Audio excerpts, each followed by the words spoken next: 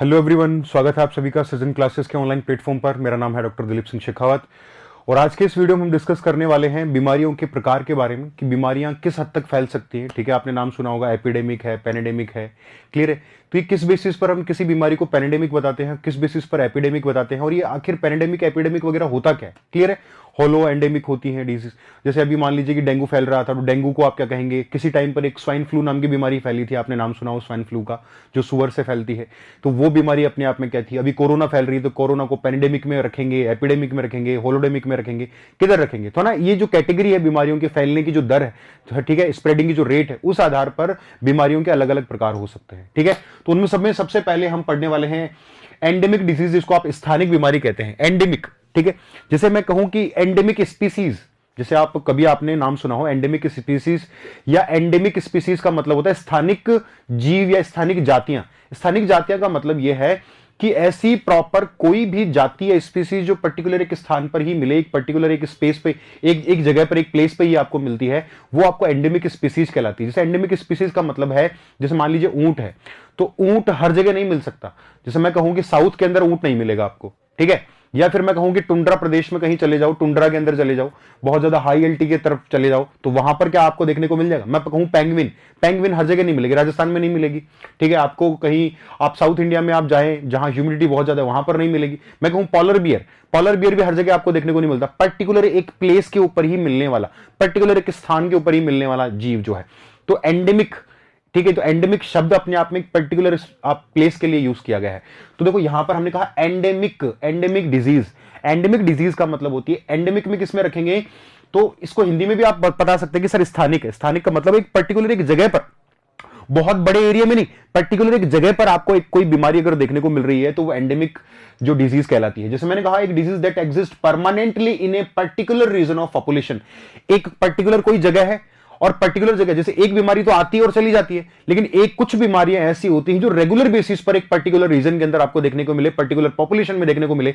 जैसे एग्जांपल के तौर पर एक आपकी डेंगू है, अभी कोरोना है, कोरोना आएगा और चला जाएगा, जीवन भर थोड़ी ना रहेगा कि कोरोना आया और जीवन भर यही रहेगा। लेकिन कुछ बीमारियां ऐसी है, जैसे मान लो कि जीका वायरस हो गया, या मैं कहूं कि सर अभी आपका डेंगू, डेंगू या मलेरिया के लिए लिखूं तो डेंगू या मलेरिया अपने आप, तो डेंगू अपने आप में एक ऐसी बीमारी है कि जो पर्टिकुलर एक पॉपुलेशन में रेगुलर बेसिस पर रहती है।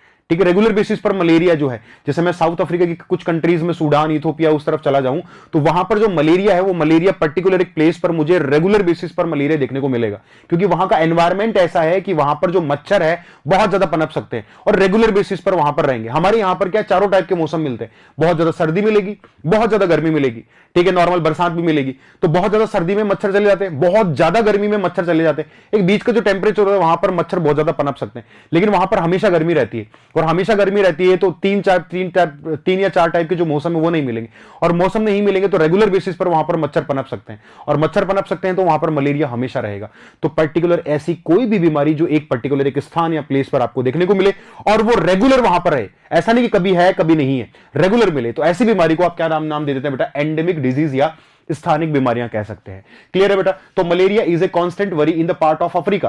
अफ्रीका के कुछ हिस्सों में जो मलेरिया है वो निरंतर चिंता का विषय है, क्योंकि रेगुलर बेसिस पर मलेरिया सबसे ज्यादा कहां पर मिलता है बेटा? साउथ अफ्रीका में मिलता है। तो हमने कहा एंडेमिक डिजीज वो डिजीज है जो पर्टिकुलर एक आबादी में, एक जगह पर रेगुलर बेसिस पर मिले, कांस्टेंट मिले आपको, कि ऐसा नहीं आई और फिर चली गई, आई फिर चली गई। जैसे स्वाइन फ्लू आई थी, चली गई। सर्दियों के अंदर स्वाइन फ्लू हमेशा आती है, लेकिन गर्मियों में आपको स्वाइन फ्लू नहीं देखने को मिलेगा, है ना, ऐसी कंडीशन देखने को मिलती है, तो वो एंडेमिक नहीं है। तो एंडेमिक में हमेशा, मैंने कहा chicken pox is a class and endemic as it occurs at the high but predictable rate among youngsters. तो बच्चों के अंदर आपने देखा कि पर्टिकुलर एक मौसम होता है क्या भाई चिकन पॉक्स होने का, जो माता निकलती है, जिसको आप बड़ी माता, छोटी माता कहते हैं। ठीक है, तो बड़ी माता अलग होती है, छोटी माता अलग होती है, इनके बारे में डिस्कस करेंगे। तो ये बड़ी माता चिकन पॉक्स, तो जो बड़ी माता होती है नॉर्मली, क्या आपने देखा किसी पर्टिकुलर मौसम में ही होता हो आपको? ये तो कभी भी हो सकता है, ये कांस्टेंट रेगुलर बेसिस पर एक पर्टिकुलर आबादी के अंदर या पॉपुलेशन के अंदर ये बीमारी आपको देखने को मिलती है। ठीक है, तो डेंगू हो गया, मलेरिया हो गया, या फिर आप कहेंगे सर चिकन पॉक्स हो गया, ये अपने आप में कैसे डिजीज है बेटा? एंडेमिक डिजीज होती है। ठीक है, ये अपने आप में एंडेमिक डिजीज होती है। नेक्स्ट स्लाइड पे चलते हैं। अब ये जो एंडेमिक डिजीज होती है बेटा, एंडेमिक डिजीज कितने टाइप की हो सकती है? तो मैंने कहा सर एंडेमिक डिजीज जो 3 टाइप की हो सकती है। सबसे पहले होलो एंडेमिक हो गया, देखो पहले मैं लिख देता हूं होलो एंडेमिक।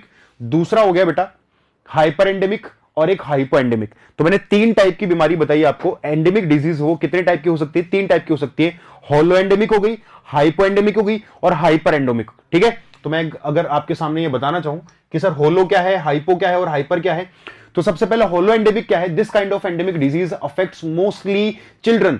तो होलो का मतलब होता है कंप्लीट। होलो का मतलब क्या होता है? कंप्लीट। कंप्लीट ये एक बीमारी ऐसी है जो सिर्फ चिल्ड्रंस को क्या करेगी? अफेक्ट करेगी, सिर्फ बच्चों को अफेक्ट करती है। The adult population do not show traces of disease as much as children do. Clear है? ये बीमारी सबसे ज्यादा बच्चों को अफेक्ट करती है, मेनली जो एडल्ट पॉपुलेशन है वो इससे अफेक्ट नहीं होती है। क्लियर है बेटा? तो ये हो गई होलो एंडेमिक।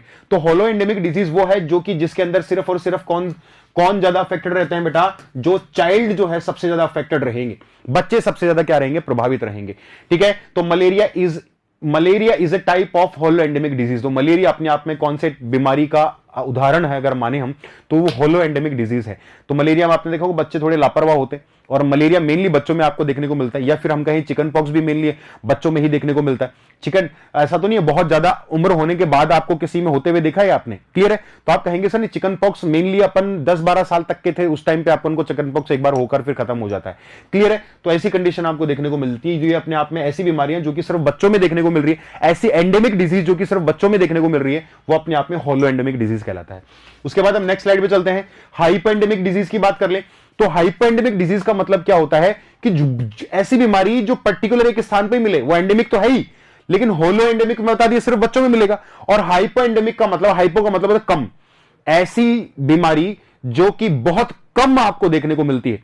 और सोचो कि अगर बहुत कम अगर होगी तो क्या उसके लिए इम्यूनिटी भी बहुत कम लोगों में मिलेगी? समझ पा रहे हो मेरी बात? अगर आपके घर में 10 लोग हैं और 10 लोग में 10 के लोगों को क्या हो गया? कोरोना हो गया, तो क्या 10 लोगों के अंदर कोरोना के लिए एंटीबॉडीज बन जाएंगी? समझ पा रहे हो मेरी बात? अगर 10 में से सिर्फ एक को हुआ है, 10 में से सिर्फ एक को हुआ, तो एंटीबॉडीज भी या उसके लिए इम्यूनिटी भी सिर्फ एक में ही आएगी। तो यह बीमारी ऐसी है कि पॉपुलेशन में सिर्फ 1 या 2 लोगों को होती है, और पॉपुलेशन में 1 या 2 लोगों को होगी तो हर्ड इम्यूनिटी का मतलब आप समझते हैं कि पॉपुलेशन में मैक्सिमम लोग अगर उस बीमारी के लिए इम्यून हो जाएं, उसके लिए हमारे अंदर एंटीबॉडी बन जाएं, वो हर्ड इम्यूनिटी कहलाती है। समझ में आ गया? तो हर्ड इम्यूनिटी नहीं होती है, तो आप क्या कहेंगे? ऐसी बीमारी जो कि disease incidence is low that the population has limited और नो इम्यूनिटी टू इट। ऐसी बीमारी जो पॉपुलेशन में बहुत कम मिलेगी और उसके लिए इम्यूनिटी भी आपको बहुत कम मिले, उसके लिए आप इम्यून भी बहुत कम हो। क्लियर है? बहुत कम लोगों के अंदर इसके अंदर इम्यूनिटी हो, तो ऐसी बीमारी क्या कहलाती है? हाइपो एंडेमिक डिजीज कहलाती है। और तीसरी होगी बेटा हाइपर एंडेमिक। तो हाइपर एंडेमिक का मतलब क्या होता है? This type of endemic disease are present at high rate and found in all age group. ठीक है, ऐसी बीमारी जो पर्टिकुलर पॉपुलेशन के अंदर बहुत सारे लोगों में मिले और इसके लिए इम्यूनिटी भी आपको देखने को मिल जाती है। और ये तो ना ऐसा सिर्फ बच्चों को अफेक्ट करेगी, ना सिर्फ एडल्ट को अफेक्ट करेगी, ये सारी की सारे बच्चों को, एडल्ट्स को, सबको अफेक्ट कर सकती है। ठीक है, बच्चों एडल्ट सबको अफेक्ट कर सकती है। जैसे मैं डेंगू की अगर बात करूं, तो डेंगू अपने आप में क्या होता है बेटा? डेंगू जो है वो अपने आप में किस में हो सकता है? Hyper endemic. यार 5 साल के बच्चे में भी डेंगू हो सकता है और 50 साल के बूढ़े आदमी में भी डेंगू हो सकता है। क्लियर है बेटा? और ये मैक्सिमम सब एज ग्रुप को कवर कर लेती है। तो मैंने कहा 3 टाइप की बीमारी बताई, हाइपो एंडेमिक बताई, दूसरा मैंने आपको हाइपो एंडेमिक के बाद होलो एंडेमिक और हाइपर एंडेमिक। तो होलो एंडेमिक सिर्फ क्या होता था बेटा? बच्चों को अफेक्ट करता था। ठीक है, ये आपका जो हाइपो एंडेमिक है, जो कम, बहुत कम्युनिटी के अंदर बहुत कम लोगों को देखने को मिलेगा, और दूसरी बात इम्यूनिटी भी बहुत कम लोगों में होगी। और दूसरी बेटा हाइपर एंडेमिक जो होती है वो सारे के सारे एज ग्रुप के अंदर देखने को मिलेगी और सबको लपेटे में ले लेती है बेटा ये बीमारी। ठीक है, तो आपको 3 टाइप की बीमारी मैंने आपको यहां पर बता दी। उसके बाद हम बात कर लेते हैं, नेक्स्ट स्लाइड के ऊपर चलते हैं, एपिडेमिक बीमारी। अभी हमने एंडेमिक के बारे में बात की, अब एपिडेमिक का मतलब है बेटा महामारी। तो एपिडेमिक का मतलब क्या होता है? एपिडेमिक का मतलब है an epidemic as explained by WHO. WHO क्या बोलता है इसके बारे में? कि अगर अचानक बहुत अचानक एक बीमारी फैल गई है। ठीक है, डब्ल्यूएचओ एपिडेमिक के बारे में क्या कहता है? कि अचानक लगभग 2 या 2 से कम वीक के दौरान अगर कोई भी बीमारी अचानक, बहुत हमने एक्सपेक्ट ही नहीं किया था कि ये बीमारी इतना फैल जाएगी, ये बीमारी कुछ इस तरीके से फैल जाए कि ऑलमोस्ट बहुत बड़े ज्योग्राफिकल एरिया को कवर कर ले, बहुत बड़े ज्योग्राफिकल एरिया को कवर कर ले। और फैलने का रीजन क्या हो सकता है? कोई भी आपदा हो सकती है। ठीक है, कोई नेचुरल डिजास्टर हो सकता है, कोई भूकंप आ गया उसके कारण बीमारी फैल गई, कोई बाढ़ आ गई उसके कारण बीमारी फैल गई। ठीक है, बहुत सारे जीव जंतु एक साथ मर जाते हैं ना बेटा, बाढ़ वगैरह के वजह से भी मर जाते हैं, ऐसा आपने देखा होगा। तो उस दौरान कोई इंफेक्शन फैल गया और विद इन 2 वीक्स 2 वीक या 14 दिन के भीतर भीतर अगर ये बीमारी चारों तरफ फैल गई है, बड़े ज्योग्राफिकल एरिया में, बड़े बड़े भूभाग में फैल गई है, तो ऐसी बीमारी को डब्ल्यूएचओ क्या कहता है? एपिडेमिक डिजीज कहता है। तो एपिडेमिक डिजीज में हमने क्या लिखा? An epidemic as explained by WHO is the regional outbreak, particular एक रीजन, एक क्षेत्र में ही फैलेगी, लेकिन 14 दिन में पूरे रीजन को कवर कर लेगी। क्लियर है बेटा? An illness that spread unexpectedly, ठीक है। तो डब्ल्यूएचओ द्वारा बताई गई महामारी के रूप में एक बीमारी का क्षेत्रीय प्रकोप है जो कि अप्रत्याशित रूप से फैलता है, जो हमने एक्सपेक्ट भी नहीं किया था कि इतनी जल्दी यार ये बीमारी कवर कर लेगी। क्लियर है बेटा?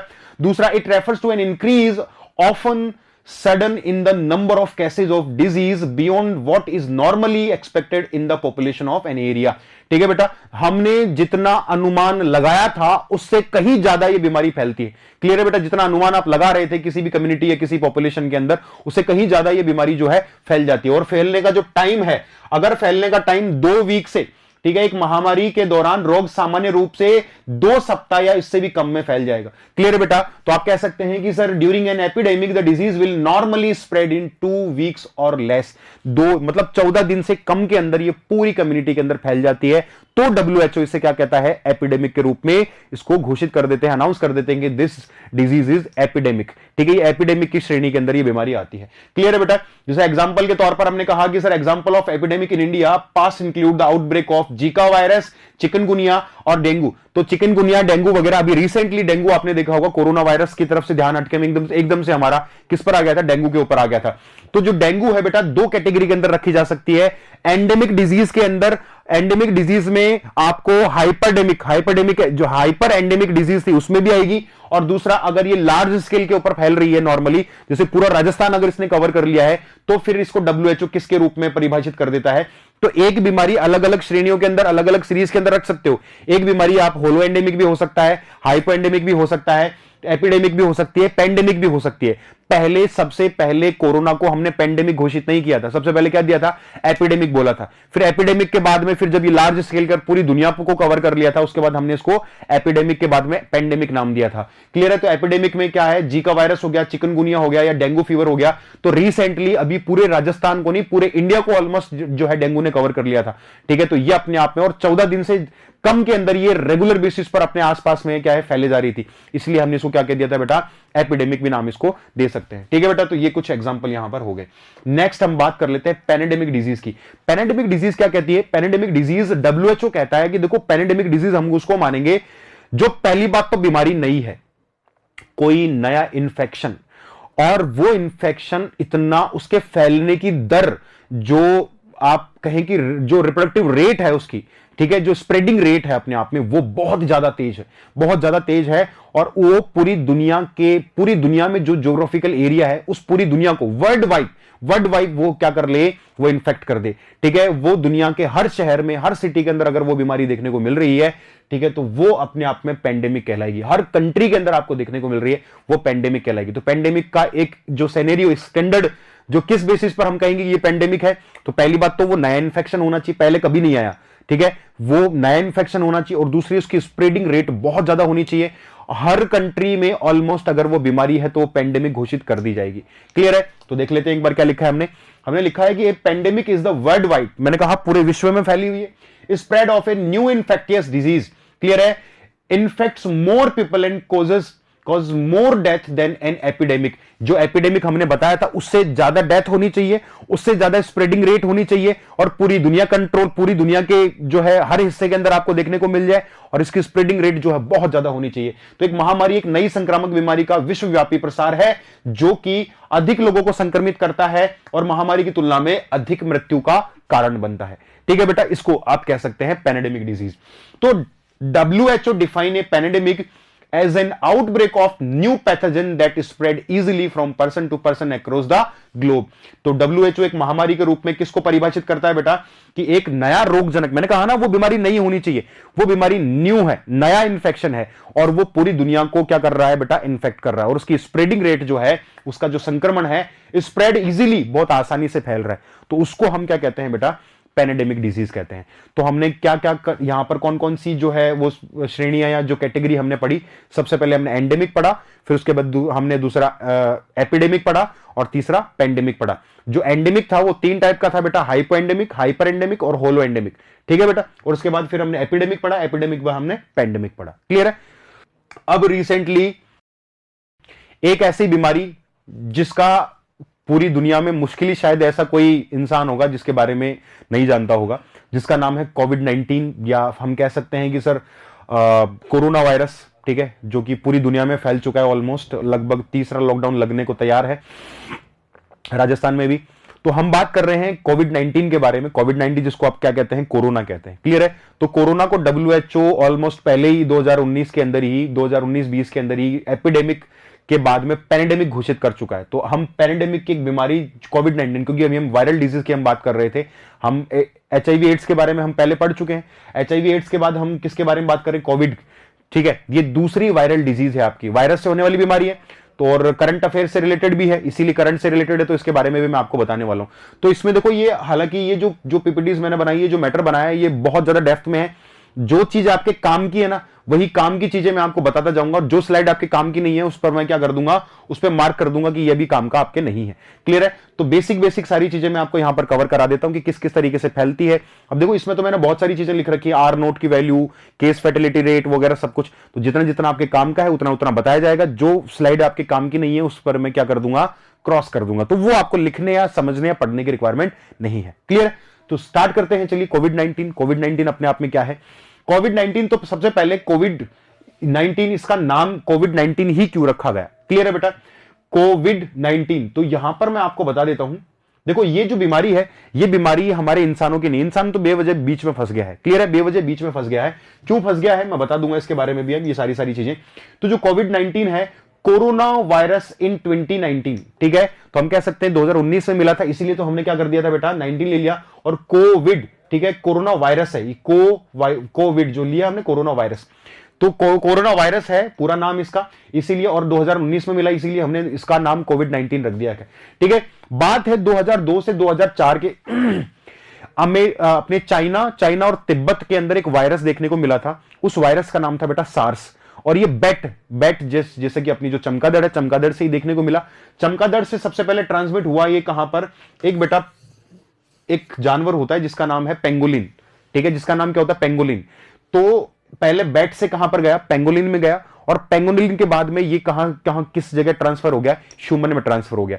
इसका नाम था SARS, severe acute respiratory syndrome. इस बीमारी का नाम कोरोना नहीं था, हालांकि ये वायरस जो है वो वायरस उसी फैमिली का है, उसी फैमिली का। कोरोना के चाचा, काका, बाबा, नाना, इसी पूरी फैमिली से रिलेटेड है। क्लियर है। तो ये था तो कोरोना वायरस ही, लेकिन इसका नाम उस टाइम क्या था बेटा, उसका नाम था SARS, severe acute respiratory syndrome. बात कब की बेटा, 2002 से 2004। और ये भी हमारे हिंदी चीनी भाई हमारे चाइना ने हमें गिफ्ट किया था। ठीक है। तो ये, लेकिन ये बाहर की तरफ बहुत ज्यादा नहीं फैल पाया था, चाइना के अंदर इसका जो है प्रकोप ज्यादा रहा था।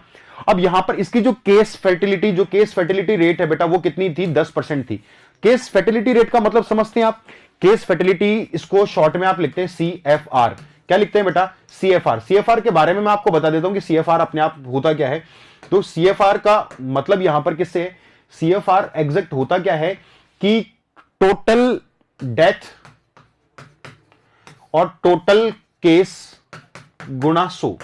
ठीक है बेटा, कि अगर जैसे मान लीजिए आज की अगर कोरोना की CFR अगर मैं निकालना चाहूं, CFR का मतलब है केस, ठीक है, फैटिलिटी रेट। अगर केस फैटिलिटी रेट CFR अगर मैं कोरोना की निकालना चाहूं, आज की निकालना चाहूं, तो कैसे निकलेगी बेटा, कि आज टोटल केस कितने आए। जैसे मान लो कि टोटल केस आए 8000, ठीक है, और 8000 में कितने लोग मर गए, उसमें से मान लो कि 800 लोग मर गए।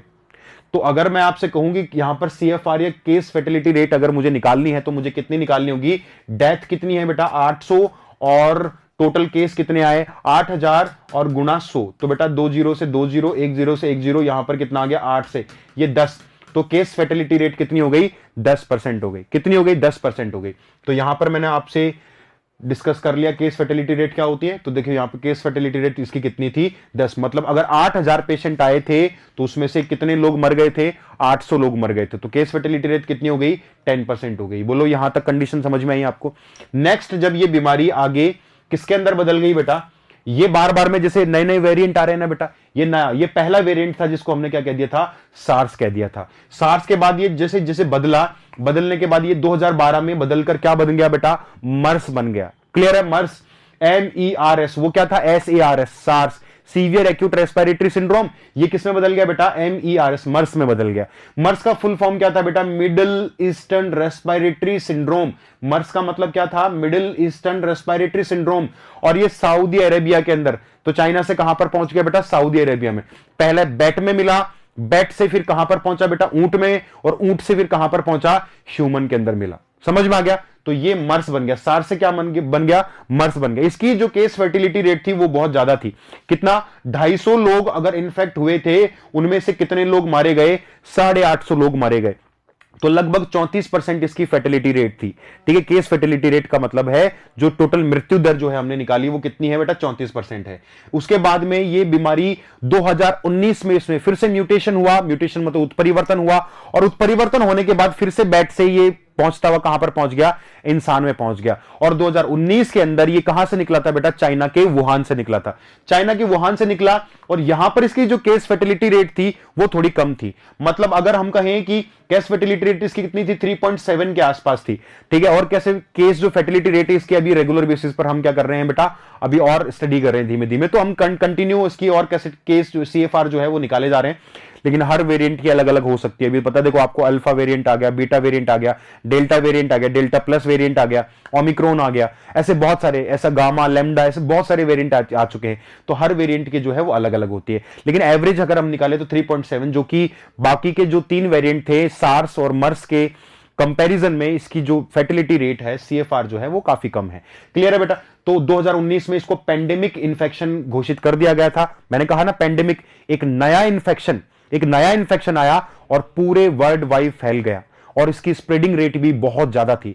इसीलिए इसको हमने पेंडेमिक, हमने नहीं, WHO ने इसको पेंडेमिक घोषित कर दिया था। क्लियर है बेटा। तो ये सीवियर एक्यूट रेस्पिरेटरी सिंड्रोम से ही निकला था, सार्स से ही निकला था। तो सबसे पहले अगर मैं आपके सामने लिखना चाहूं कि देखो, सबसे पहले ये क्या बना बेटा, ये बना सार्स।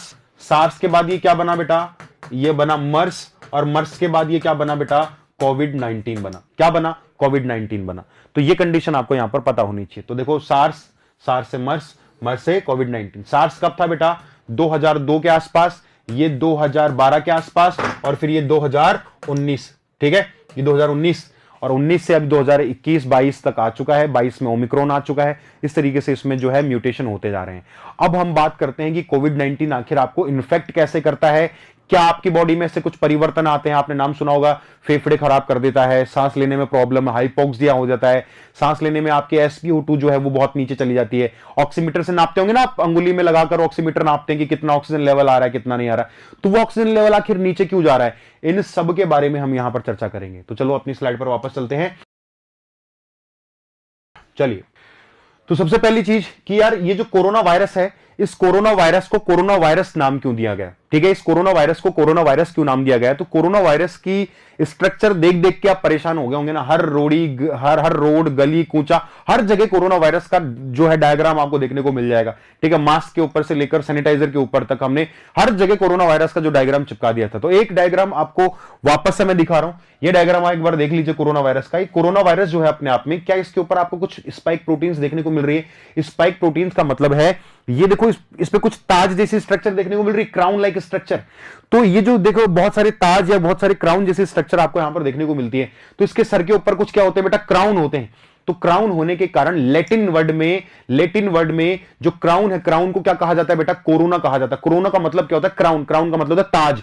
तो इसने बहुत सारे ताज पहने हुए हैं, तो बहुत सारे ताज पहने हुए, इसीलिए इसको हमने क्या कह दिया बेटा, कोरोना वायरस कह दिया। क्या कह दिया बेटा, कोरोना वायरस कह दिया। ठीक है, corona is Latin word which means crown and corona virus has structure like a crown.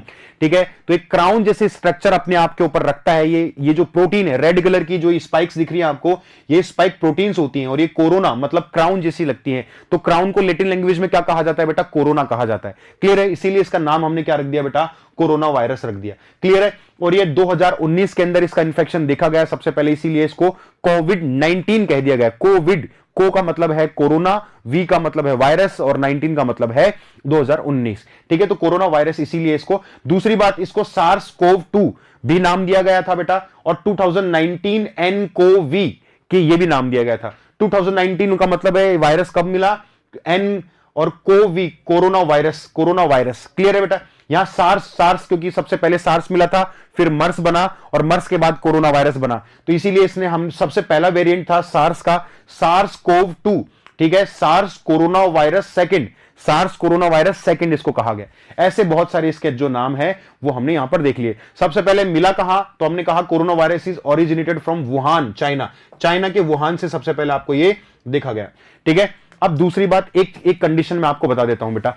Her virus की एक आर नोट की वैल्यू होती है। हर वायरस की एक क्या होती है बेटा? आर नोट की वैल्यू होती है। आर नोट का मान मतलब होता है, आर नोट जितनी ज्यादा बढ़ती जाएगी वो उतना ज्यादा क्या हो जाता है बेटा? इन्फेक्टियस हो जाता है, संक्रामक हो जाता है। तो कोई भी बीमारी कितनी संक्रामक है इसको बताने के लिए हमने एक वैल्यू दे दी, और उस वैल्यू का जो उस वैल्यू को हम कैसे रिप्रेजेंट करते हैं? आर नोट, R0 के नाम से हम उसको क्या करते हैं? बताते हैं। तो आर नोट, मैंने कहा आर नोट।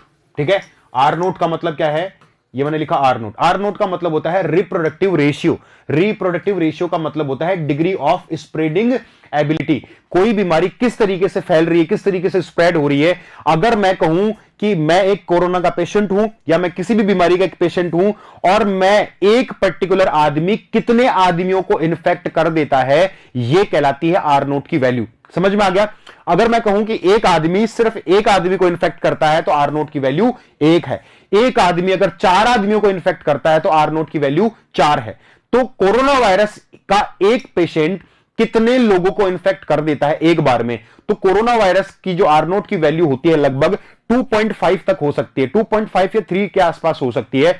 मतलब एक पेशेंट 2 या 3 आदमियों को इन्फेक्ट करने की ताकत रखता है। क्लियर है बेटा? 2 या 3 आदमियों को पर्टिकुलर एक टाइम पे इन्फेक्ट कर सकता है। इसीलिए आप क्या कह सकते हैं? इसकी आर नोट की वैल्यू 2 से लेकर 2.5 तक हो सकती है। जैसे मैं कहूं कि नॉर्मल फ्लू, नॉर्मल खांसी जुकाम के लिए आर नोट की वैल्यू कितनी होती है? 1.3 होती है। 1.3 का मतलब है 1 या 2 आदमियों को यह क्या कर सकता है? इन्फेक्ट। देखो, एक आदमी ये रहा और दूसरे आदमी को ऐसा, तो इन्फेक्शन वायरल लोड जो है इसमें कम है, इसमें ज्यादा है। तो मैक्सिमम ये एक आदमी को इन्फेक्ट कर सकता है, और ये मैक्सिमम 2 आदमी को इन्फेक्ट कर सकता है। ये 2.5 का मतलब यहां पर है कि वायरल लोड कितना है। क्लियर है बेटा? तो 2 से लेकर 2.5 तक ये लोगों को क्या कर सकता है? इन्फेक्ट कर सकता है। बोलो, समझ में आ गया? आर नोट की वैल्यू समझ में आ गई? क्या होता है आर नोट? आर नोट का मतलब होता है degree of spread ability, spreading ability की कितने लोगों को ये क्या कर रहा है? इन्फेक्ट कर रहा है। क्लियर है बेटा? तो ये चीज यहां पर क्लियर हो जाती है। नेक्स्ट हम बात कर लेते हैं बेटा, नेक्स्ट स्लाइड पर चलकर, कि देखो, इन corona 1 infected person can infect 3 other person and it goes further. अब आप एक चीज देखिएगा, मैंने आपसे कहा कि एक कोई भी पर्सन था, एक कोई भी पर्सन है, ये कोई एक पर्सन है, ये कितने लोगों को, इसकी आर नोट की वैल्यू कितनी थी? 2.5 तक थी। 2.5 का मतलब है 2 या 3 लोगों को इन्फेक्ट करेगा। तो मैंने कहा ये आगे कितने लोगों को इन्फेक्ट किया इसने? इसको मान लो 2 लोगों को कर दिया या 3 लोगों को इन्फेक्ट कर दिया। ठीक है बेटा? अब हर एक पर्सन और 3 को करेगा। समझ पा रहे हो मेरी बात? तो ये भी कितनों को करेगा बेटा? 1, 2 और 3। ये भी कितनों को करेगा? 1, 2 और 3। ये भी कितनों को करेगा? 1, 2 और 3। अब इनके आगे वाले भी एक एक 3 को करेंगे, तो ये भी फिर 3 को करेगा, ये 3 को करेगा, ये 3, ये 2, 3, ये 2, 3, 1, ऐसे। अब सोचो कि ये ग्राफ किस तरीके से बढ़ रहा है। ये तो एक्सपोनेंशियल, चर घातांकी ग्राफ हो गया भाई। मतलब ये तो कुछ इस तरीके से बढ़ता हुआ जाएगा, ऐसे ऐसे बढ़ता हुआ जाएगा, और ऐसे बढ़ता हुआ जा रहा है। तो सोचो स्प्रेडिंग रेट कितनी हो जाएगी। समझ में आया? इसकी स्प्रेडिंग रेट समझ सकते हो आप कितनी? मतलब 2.5 है, तो ये तो तबाही मचा सकता है। और अगर मैं आपसे कहूं फ्लू, नॉर्मल फ्लू के लिए आप क्या कहें कि एक आदमी कितने लोग को इन्फेक्ट करेगा? एक आदमी को करता है, एक आदमी को करेगा। फिर ये एक आदमी किसको करेगा? दूसरे को करेगा। ये आदमी किसको करेगा? दूसरे को करेगा। एक एक, देखो, एक बार में एक आदमी कितने लोगों को इन्फेक्ट कर पाया? एक को, फिर ये आगे एक को, फिर ये आगे एक को। तो देखो अब ये, तो इसका इन्फेक्शन तो नॉर्मल क्या रहेगा? ऐसा कुछ रहेगा, ग्राफ ऐसा कुछ रहेगा। और जो कोरोना के लिए जो मैंने कहा था ना बेटा, कोरोना के लिए वो कैसा बढ़ेगा, कुछ ऐसे बढ़ेगा। तो देखो ये ग्राफ जो है वो कोरोना के लिए है, जिसके आर नोट की वैल्यू 1 से ज्यादा होती है, 1 से ज्यादा, ठीक है, जो 1 से ज्यादा लोगों को क्या कर सकता है, इन्फेक्ट कर सकता है। तो मैं अगर 2 लोगों को इन्फेक्ट करता हूं, 1 या 2, और ये 2 फिर आगे 2 को करेंगे, इधर वाला 1 और 2, इधर वाला भी 1 और 2, इस तरीके से आगे वाले 2 और आगे 2 को करेंगे, इस तरीके से इन्फेक्ट करते जाएंगे और तबाही मच जाएगी भाई। क्लियर है, फिर लॉकडाउन लगना तय है, ठीक है। तो ये कंडीशन आपको यहां पर पता होनी चाहिए। तो समझ में आ गया आर नोट की वैल्यू क्यों देखी जाती है। तो आर नोट की वैल्यू ऐसा देखते हैं, आर नोट की वैल्यू हमने देखकर बता दी कि भैया जो है अनुमानित संक्रमण दर जो है वो कितनी हो सकती है, जो इन्फेक्शन की जो रेट है, जिसे आपने न्यूज़पेपर वगैरह में देखा होगा ना कि पीक कब आएगा, और ये सारी जो चीजें देखी जाती है वो बेटा आर नोट की वैल्यू से देखी जाती है। क्लियर है। स्ट्रक्चर ऑफ कोरोना वायरस, ठीक है। स्ट्रक्चर ऑफ कोरोना वायरस के अंदर मैं आपको नॉर्मल सी चीजें बता देता हूं। मैंने आपको पहली क्लास में बताया था एड्स का जो वायरस होता है, एड्स का वायरस, उसमें मैंने स्ट्रक्चर आपको बताई थी। वायरस के अंदर मेनली सिर्फ क्या कितनी चीजें होती हैं बेटा, 2 चीजें होती हैं। एक तो बाहर क्या होता है, आपका प्रोटीन का कोट होता है, और अंदर क्या होता है, जेनेटिक मेटेरियल होता है। बस आपको यह याद रखना है कि स्ट्रक्चर यहां पर आपको नॉर्मली स्ट्रक्चर में आपको सीधी सी चीजें याद रखनी है कि यह मैंने कहा प्रोटीन का कोट, इसके अंदर क्या होगा बेटा, जेनेटिक मटेरियल। मैंने कहा था या तो डीएनए होगा या फिर आरएनए होगा। बेटा जो एनिमल जो वायरस होते हैं उनके अंदर सब में क्या होता है, डीएनए होता है, और जो प्लांट वायरस होते हैं उनमें क्या होता है बेटा, उनमें आरएनए होता है। लेकिन ये एक्सेप्शन है बेटा, अपवाद है, यहां पर आरएनए देखने को मिलेगा, और वो भी कैसा मिलेगा, सिंगल स्टैंडर्ड आरएनए मिलेगा। सिंगल मिलना क्या चाहिए था, क्योंकि एनिमल भाई हमको इन्फेक्ट कर रहा है ना, तो इसके अंदर डीएनए मिलना चाहिए था, लेकिन इसके अंदर आरएनए मिल रहा है। तो आपसे पूछा जाए ऐसा कोई वायरस है क्या बेटा, ऐसा कोई वायरस है जिसके अंदर क्या मिलना चाहिए, डीएनए मिलना चाहिए लेकिन आरएनए मिल रहा है। ऐसा कोई एनिमल वायरस है क्या जिसके अंदर डीएनए मिलना चाहिए था लेकिन तो आप कहोगे सर कोरोना वायरस है। इसके अलावा बेटा हेपेटाइटिस वायरस जो होता है ना, हेपेटो वायरस, उसके अंदर भी आपको क्या देखने को मिलता है, आरएनए देखने को मिलता है। ऐसे एक्सेप्शन जो है वो वायरस का अलग से जब मैं चैप्टर कराऊंगा तब आपको बता दूंगा। अभी के लिए आपको पता होना चाहिए कि इसके अंदर क्या मिलता है बेटा, सिंगल स्टैंडर्ड आरएनए मिलता है। क्या मिलता है, सिंगल स्टैंडर्ड आरएनए मिलता है, और इस पे कुछ स्पाइक प्रोटीन होती है, जो मैंने कहा था ना, इसके ऊपर कुछ क्राउन जैसी स्ट्रक्चर देखने को मिलती है। तो ये क्राउन जैसी स्ट्रक्चर्स आपको देखने को मिलती है बाहर की तरफ, और ये जो क्राउन जैसी स्ट्रक्चर है इसके कारण ये क्या होता है बेटा, इसका नाम जो है वो कोरोना होता है। और ये जो स्ट्रक्चर आपको देखने को मिल रही है, दिस इज स्पाइक प्रोटीन। ये क्या होता है बेटा, स्पाइक प्रोटीन होती है, जो कि मैं डायग्राम में आपको दिखा देता हूं।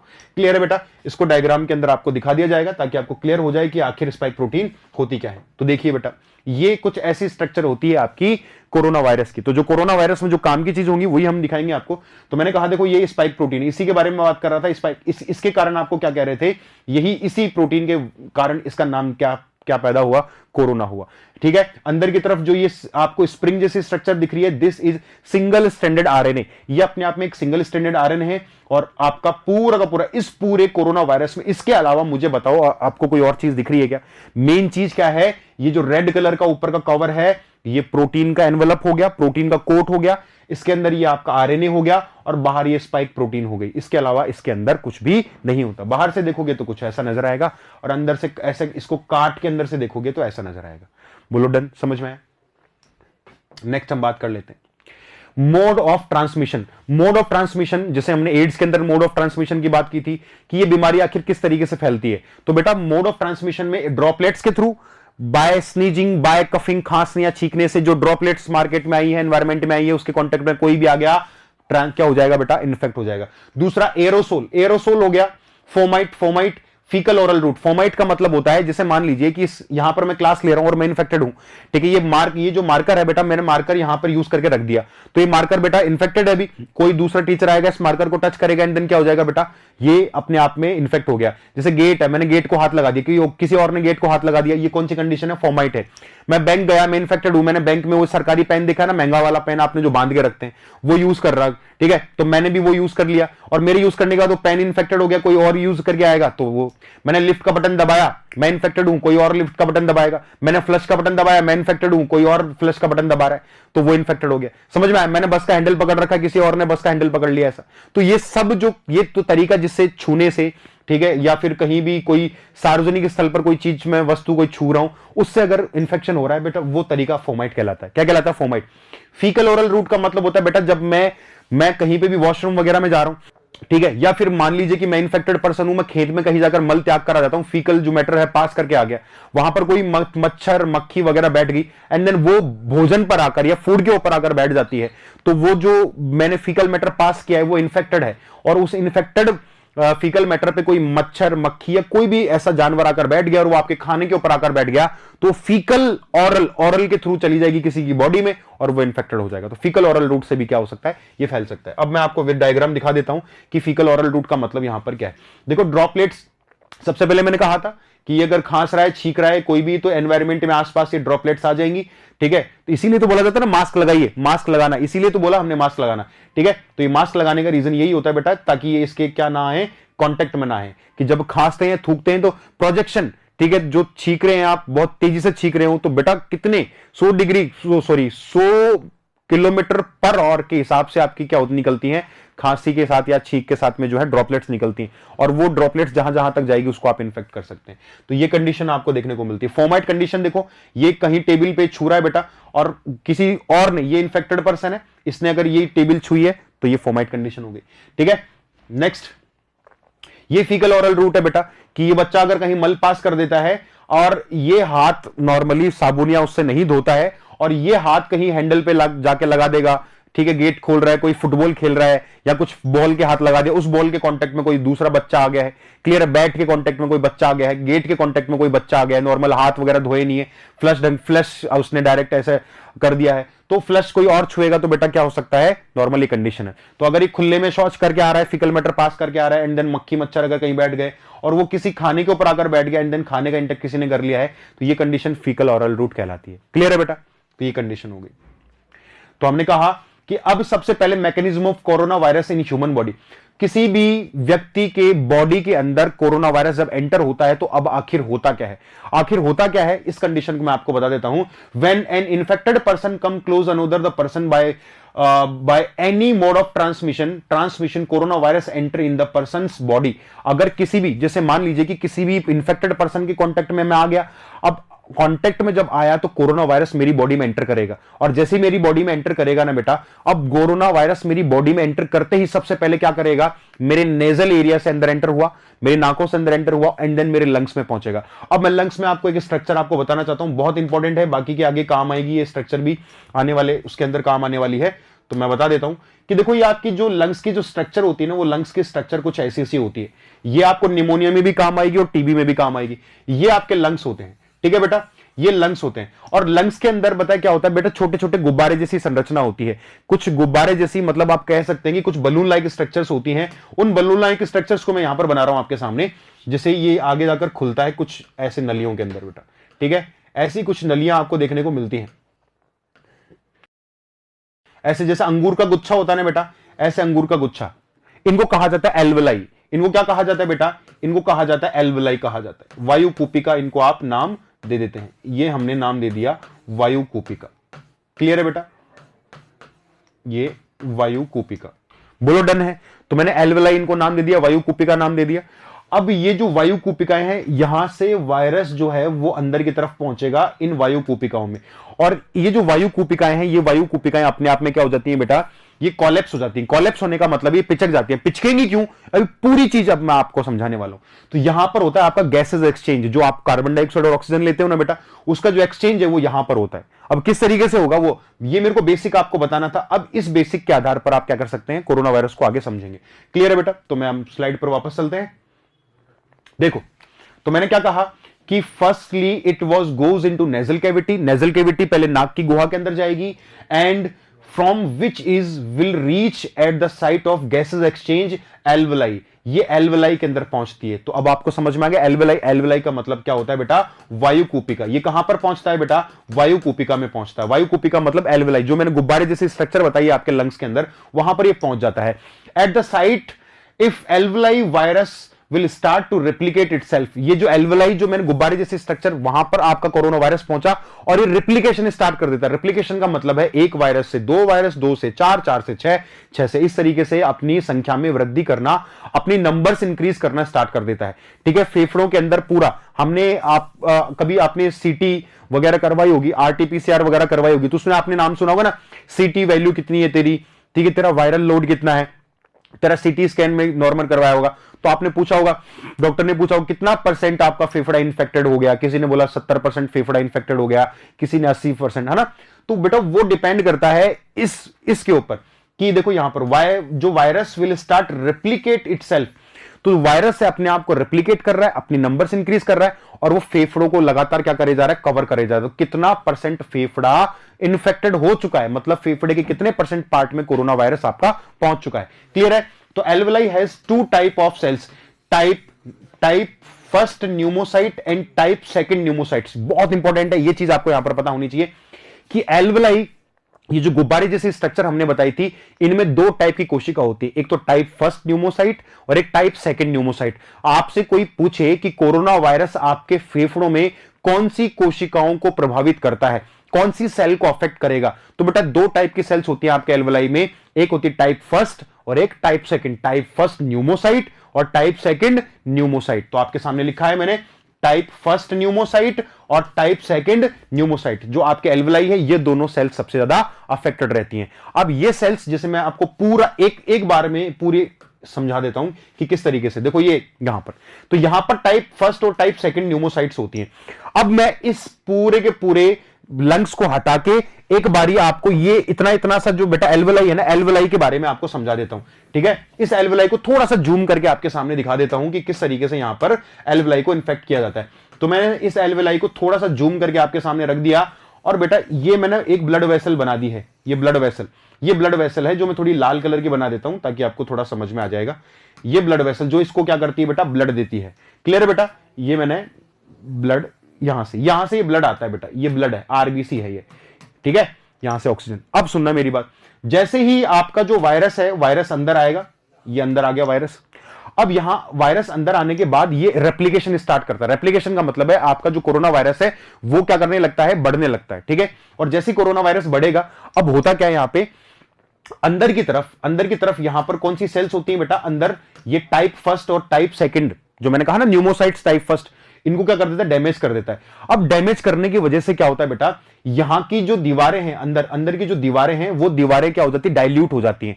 जैसे डाइल्यूट होंगी, इधर से लिक्विड निकल कर कहां पर आने लगेगा बेटा, लिक्विड यहां पर आने लगता है। और जैसे लिक्विड यहां पर आने लगेगा, यहां पर क्या भर जाता है बेटा, एक तरीके से वाटर भर जाता है। ऐसा मान लो कि फेफड़ों में पानी भर गया इस जगह, ठीक है, यहां पर लिक्विड भर गया।